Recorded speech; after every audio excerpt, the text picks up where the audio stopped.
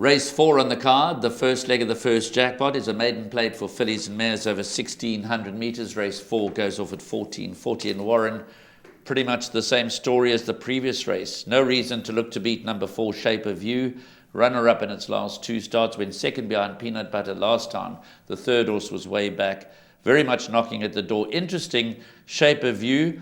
Anton Marcus rides for Gareth Van Sale. First run on the polytrack, but being by Duke of Marmalade, she should take to the polytrack like a duck takes to water, because the progeny of Duke of Marmalade absolutely love the polytrack. So I have no concerns in that regard. Neatly drawn in gate 4.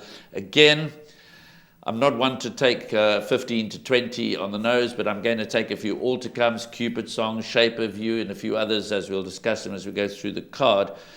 But Shape of You is a confident pick 6 jackpot, place accumulator, bipod banker. I'm not looking to beat her.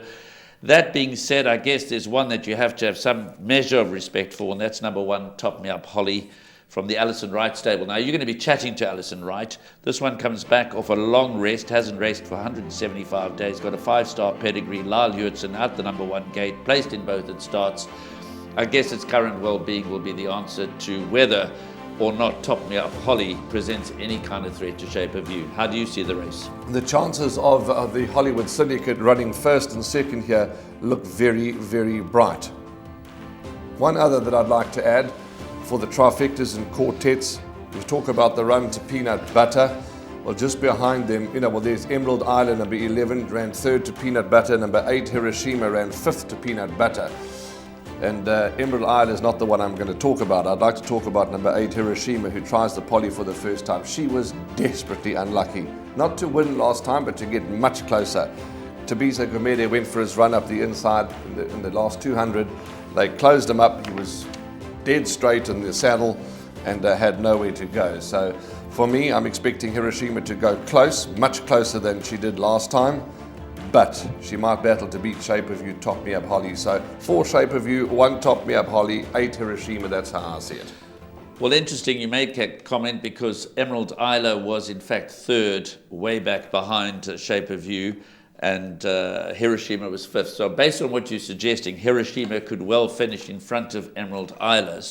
But it does look as if Hiroshima and Emerald Isla are going to fight out their 3rd and 4th placings, and certainly are worthy of inclusion in trifectas and quartets, along with number 5, Tivoli Gardens. But for me, I'm not looking for anything to beat. Perhaps Loving the Victory can also get into the back end of quartets, but I'm going very strongly with Shape of You.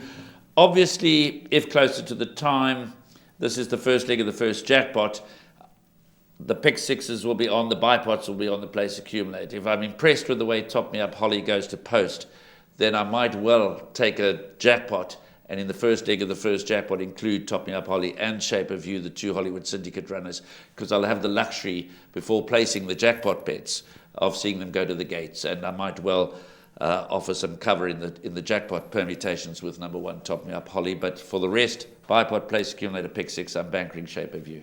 Okay, well assessed. I think we don't need to dwell too much more on race 4. We've told you who we believe are the principal contenders. We're in the camp of Shape of You. As you heard from Graham, I will be doing an interview with Alison Wright on the line a little bit later on, so don't forget to watch that segment too. She'll be able to tell us a bit more. But for now, we like the Shape of You.